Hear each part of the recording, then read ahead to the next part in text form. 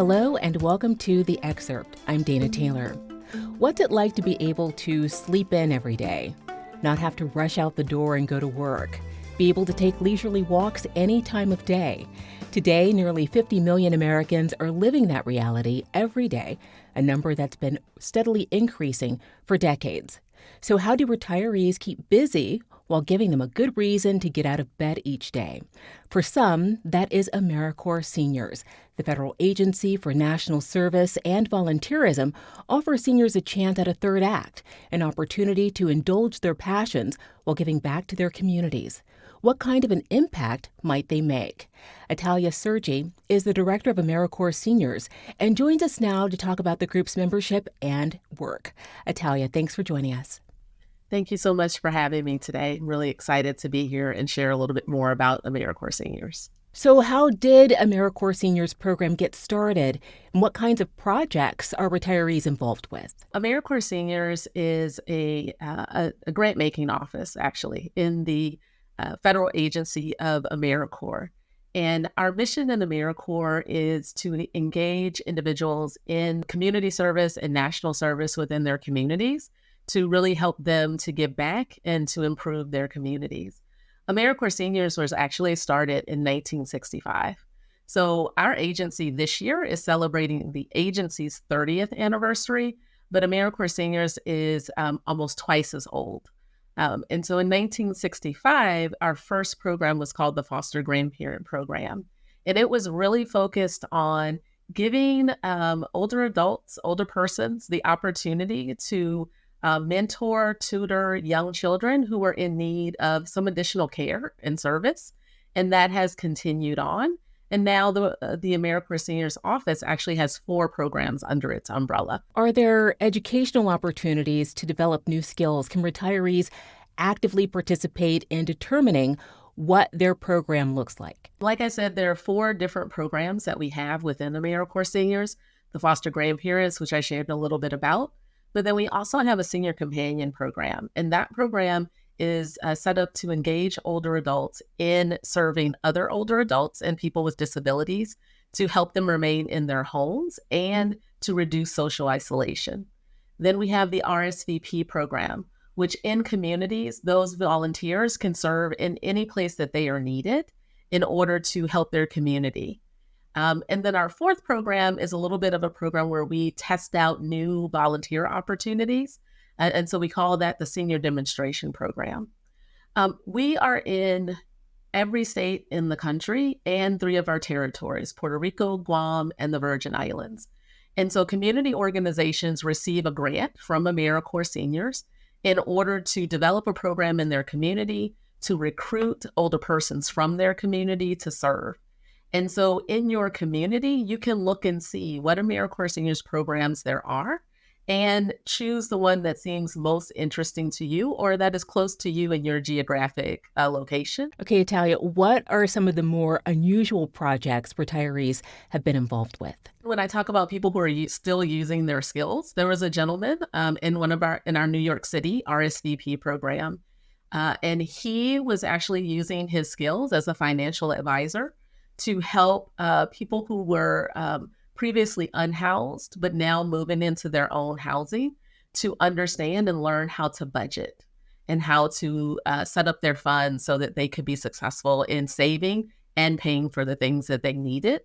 But we have like a veteran to veteran program, and they are very successful in just really engaging and understanding the needs of our veterans. And so we really enjoy, engaging veterans to help other veterans in our programs. And then I think one of our newest programs, so one of those senior demonstration programs, is focused on workforce development for older persons. And so we are using service, so the opportunity to give service. But while you are giving that service, we are training you on whatever that career path is that you wanted to pursue, helping you get the certifications, and then those grantees will help those individuals to secure employment afterwards. So how many members do you have, and how long do they typically serve for? And is there a typical kind of person that joins? We have about 140,000 volunteers around the country, actually a little over. So if I round the numbers, it's actually a little over when we give the exact numbers. And like I said, they're serving all over the country in our territories. The average years of service is 7 years of service. However, we invited a few of our volunteers to come to one of our convenings where we do some training and resourcing of our grantees. And we had volunteers on the stage that had been doing this for 3 or 4 years, all the way up to 20 years.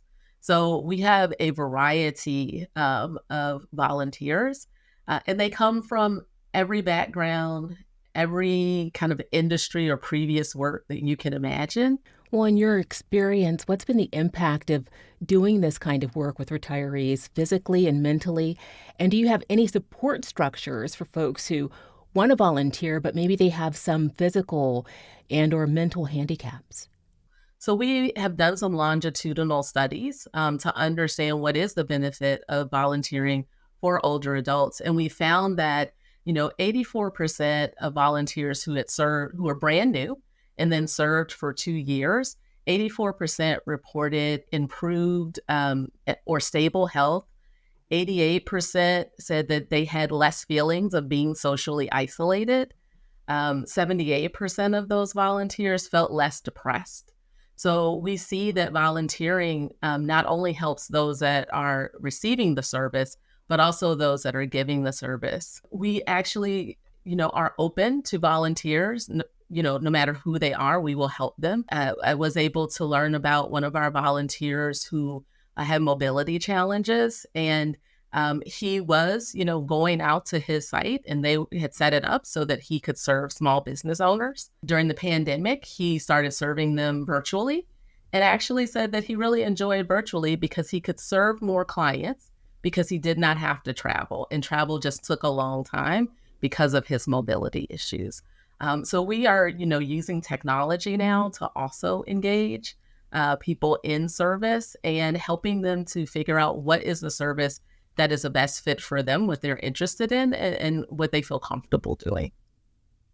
Well, you mentioned connections, and I'm really interested in the kinds of connections the work can create between retirees and the people they're helping. Is there a story that you can share here?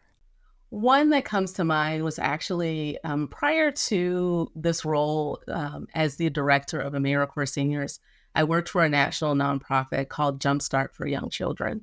In that program, we started to engage older adults. And my purpose for looking for volunteers was how can we serve more and more children in Los Angeles, densely populated area. We were working with college students. There just weren't enough of them. So we found the older adults. That was my purpose. How can we get more children ready for kindergarten? When we invited the teachers to come to our end of the year celebration, where we just wanted to really just acknowledge all of the hard work that our volunteers did, they started one after another to talk about how having these volunteers in their classroom had really given them more energy, had reinvigorated them for the work that they were doing, and how they felt much more connected to their work, to the children, and to the community after having the volunteers in their classroom. So I feel like we often go into engaging older adults for a specific purpose, but they have such a domino effect in any environment that they are in that becomes positive for everyone. And that was an unexpected connection that I had no idea would happen. So I really like to share that to say that they make impacts on all generations that they come in contact with through their service. Or are there other organizations offering these kinds of opportunities for retirees? Yeah, there are. So the one that comes to mind, just jumps to mind right away, is the AARP Foundation. They have a program called Experience Corps, and it is engaging older adults in serving in schools as well. So they are doing that type of work. Then another organization that comes to mind for me is Cogenerate. They are really about intergenerational service in community. And so they really promote and find opportunities where older adults can work with other generations to solve community problems. Well, and then finally, Italia, in your time as director, what stood out to you the most about this kind of program, and has anything surprised you? The thing that continues to kind of motivate me for this is what I shared before, is the dual or sometimes triple, quadruple impact that older adults in service can have. When I started, I did not expect either the impact on those teachers, but I also didn't expect just how invigorating and life-giving that service for older adults would be either. And so I think that that is one of the things that keeps me just really excited about the work. The thing that surprised me when I came to this role was just the number of areas, topics, issue areas that older adults were impacting with their service. So I've named a few, but it's with children, it's with people who are socially isolated, it's helping veterans, it's helping people who can't get to doctor's appointments, make sure they get to doctor's appointments, delivering food, engaging people in just conversation and connection when they come into the centers or in their homes, helping with disaster preparation and mitigation, just so many areas that they are serving in. And what it has spoken to me is we need to engage even more older persons in service, because we need their experience, their knowledge, their wisdom to help all of us continue to grow and to create the society that we all want. Thank you so much for joining me, Italia. Thank you. Thanks for watching. I'm Dana Taylor. I'll see you next time.